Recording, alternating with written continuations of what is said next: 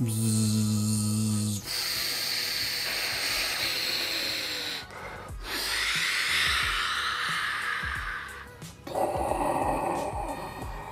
imposé en douceur pour le seigneur Boba Fett.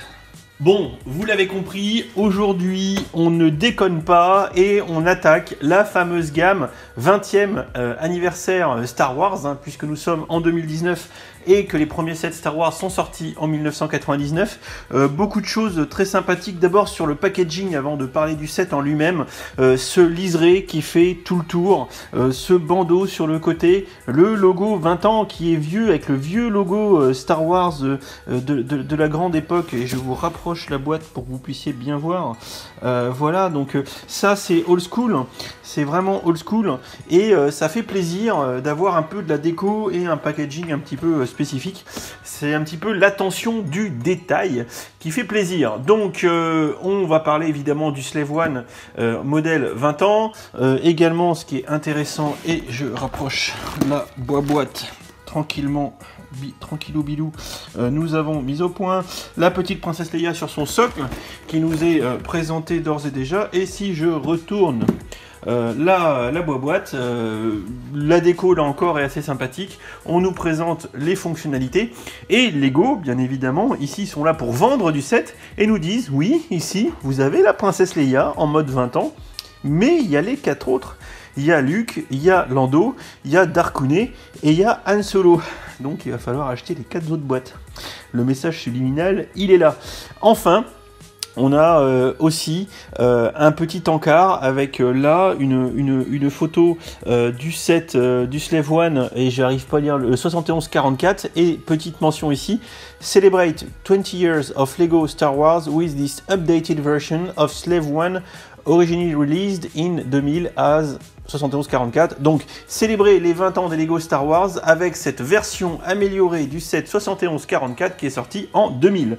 Voilà, tout est dit, donc ici, et on pourra s'amuser à faire un peu la comparaison avec le set 7144 de 2000 par rapport à ce set de 2019 75 243. Donc l'arrière est sympa, les fonctionnalités sont présentées, bref, et on a entre les mains le plus gros set de la gamme 20 ans avec ce Slave One. Donc j'ai déjà assez causé pour cette intro, donc ce que je vous propose, c'est qu'on va ouvrir la boîte, on va regarder le contenu, et puis derrière on va procéder au montage et on va faire la review comme d'habitude.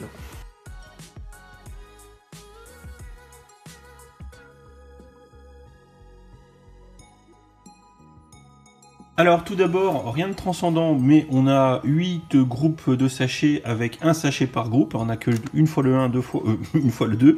Voilà, donc rien de transcendant, 8 groupes de sachets sans fioriture. Et on retrouve la notice emballée comme d'habitude, que je vais essayer d'ouvrir pas trop comme un sagouin. Enfin, essayer d'éviter d'abîmer la notice en l'ouvrant.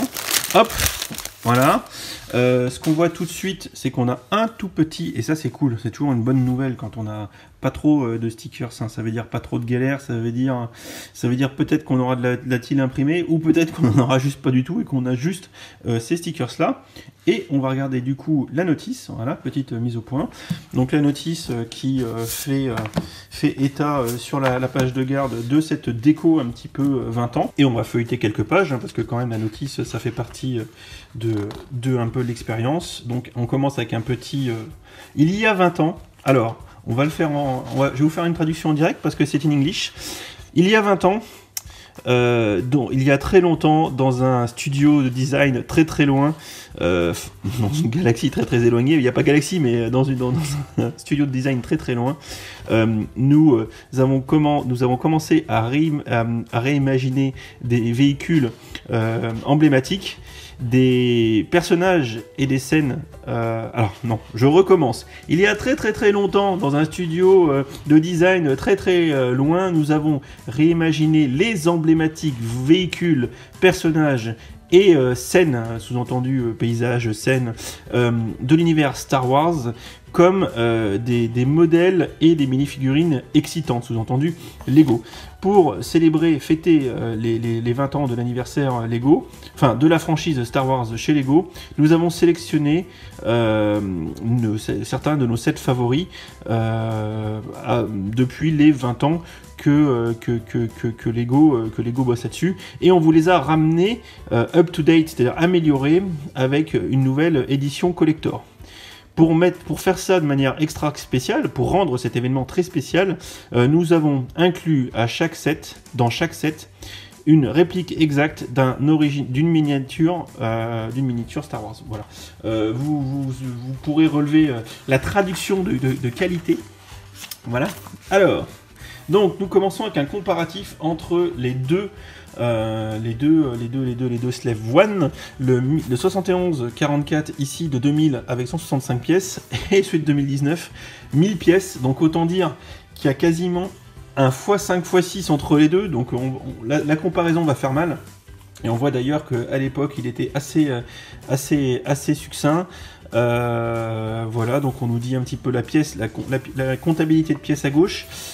À droite, minifigure, the rotating blaster was designed without a shooting function. Donc voilà, on ne sait même pas sur la minifigure. Quoique si. Et fun fact, the Lego color palette has changed since.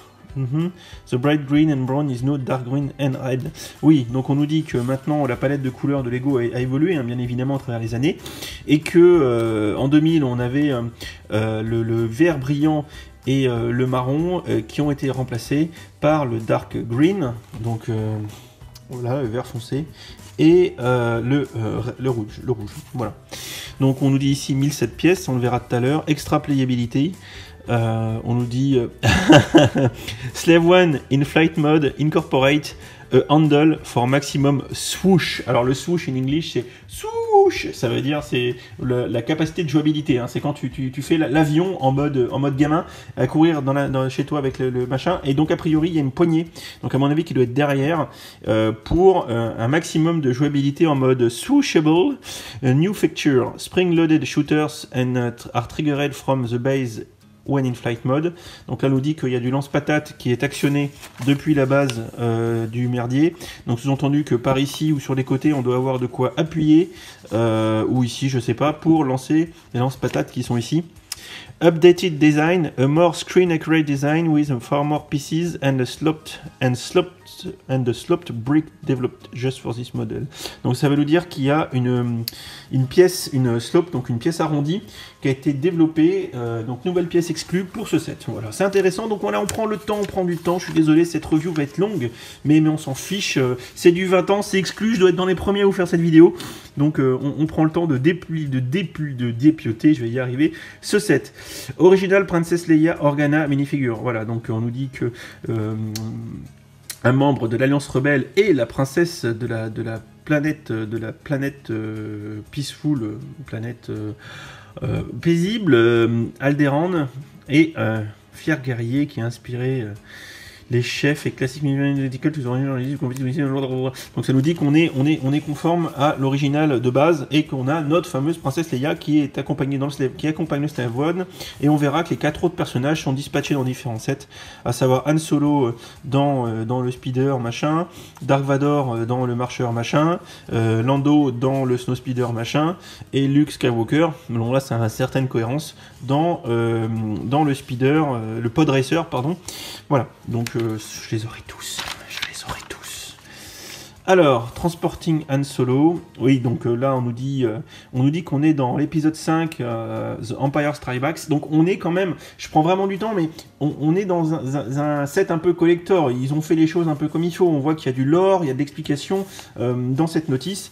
Et on nous dit It looks like all is lost for the carbonite. Donc on dirait que tout est perdu pour notre Han Solo qui a été congelé dans la carbonite quand Boba Fett le transporte dans le palais de Jabba sur Tatooine. Boba Fett, le vaisseau de Boba Fett Slave One, a été originalement possédé par Jango Fett jusqu'à sa mort durant la bataille sur Geonosis. Voilà ce qu'on nous dit. Et c'est fini, et on attaque du coup la construction de notre set, et je ne vous spoil pas, je vais monter tout ça, et on se retrouve après. Désolé pour cette introduction très longue, mais Hein, voilà, vous pourrez la passer si vous voulez, une fois au visionnage. Et moi en attendant, je vous laisse, je vais monter et on se retrouve juste après. Donc du coup, voilà le set monté, accompagné de ces mini-figurines qu'on va regarder tout de suite. Alors j'annonce tout de suite, le set étant tellement récent que d'habitude j'utilise Brickset pour faire rapidement le point sur les figues, si elles sont exclusives, etc. etc. Mais là pour l'instant il n'y a pas d'infos.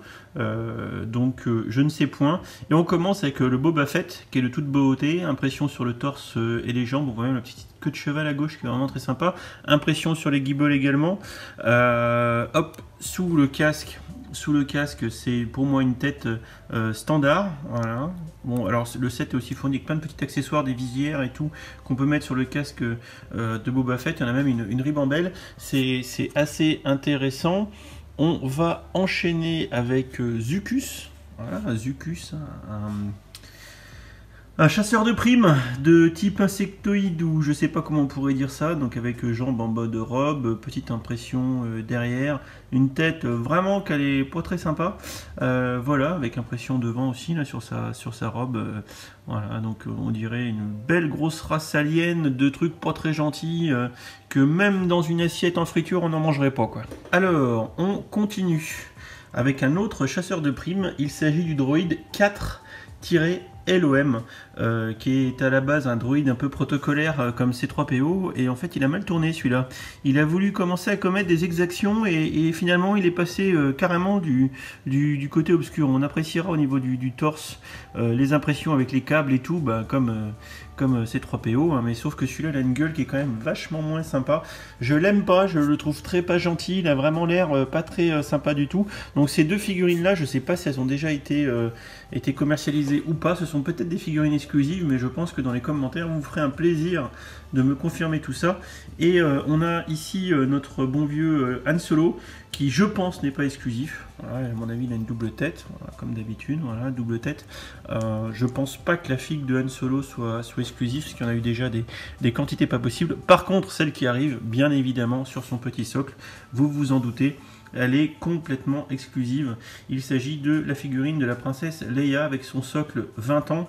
Ça c'est très sympa, et ce qui est cool aussi, c'est que dans le dos, on a la petite impression 20 ans des Lego Star Wars, et ça c'est plutôt cool. Vous vous doutez bien que Lego a mis le paquet là-dessus pour que ça soit un des arguments de vente de cette gamme 20 ans, puisqu'il va falloir acheter toutes les boîtes pour obtenir toutes les figurines sur socle. Avant d'entrer dans le détail du set en question, on va faire la petite comparaison avec le set qu'on nous propose dans la notice, puisque dans la notice on nous dit voilà, petit retour en arrière, et on nous parle du set 7144 de 2000 pour fêter les 20 ans. Je vous l'ai sorti, je l'ai, ça tombe bien. Donc voici notre fameux Slave One des années 2000, enfin de l'année 2000, qui est finalement le premier, et oui, c'est le premier Slave One qui a été commercialisé à l'époque. Voilà, donc vous voyez qu'aussi bien au niveau des réacteurs, c'est très succinct. Au niveau du bazar également, je crois qu'il y avait, oui, il y a une trappe. On va regarder ça tout de suite avec une petite mise au point de qualité. Voilà, donc on a une petite trappe ici, et vous allez voir, hop, allez viens mes mères, il faut qu'elle sorte. Allez, voilà, hop, et du coup... Regardez, alors ça c'est assez collector, hein. La pièce d'Han Solo dans la carbonite, c'est finalement une brique, voilà, qui est imprimée, avec en plus dessus le petit truc qu'on avait à l'époque pour faire un peu les tableaux de bord, les tableaux de commande, les petits pupitres, les afficheurs. Voilà, et sinon on avait aussi une figurine de Boba Fett que je vous montre, voilà, qui est très verte, hein. Voilà, ça change, hein. Avec le casque qui était ouvert en plus. Hop, je vais vous sortir. Vous voyez, ah non, c'était même le casque et le jetpack qui était monobloc. Voilà, c'est très ancien. C'est assez collector. Et vous pouvez quand même constater que les deux ne peuvent pas souffrir de comparaison, hein. C'est le premier, c'est le dernier en date. C'est juste ce qu'il faut se rappeler. Parce que là, on a quand même 1007 pièces à gauche.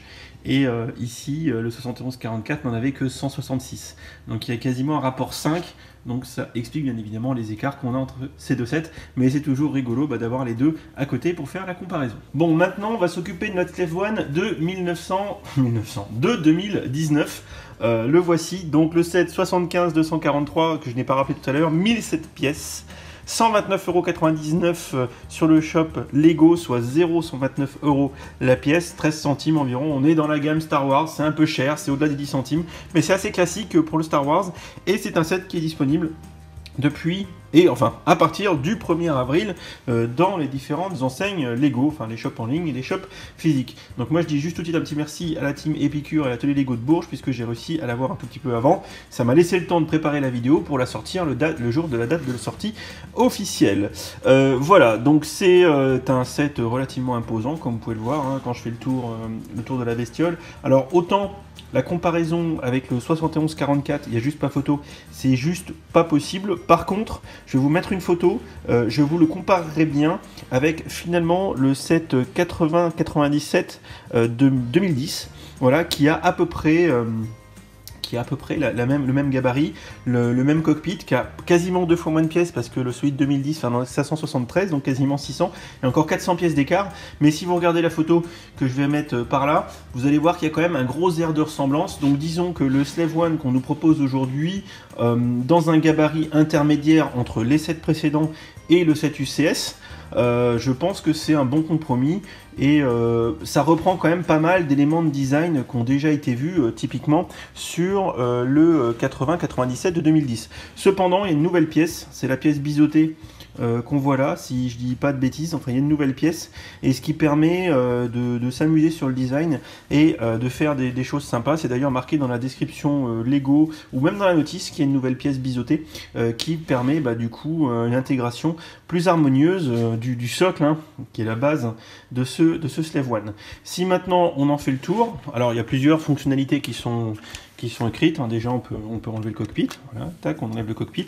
On a ici le poste de commande auto stabilisant, et oui, il pivote en même temps que le vaisseau, ce qui permet d'avoir la figurine toujours dans le même sens par rapport au sens de vol du vaisseau. On a ici les petits ailes, petits stabilisateurs.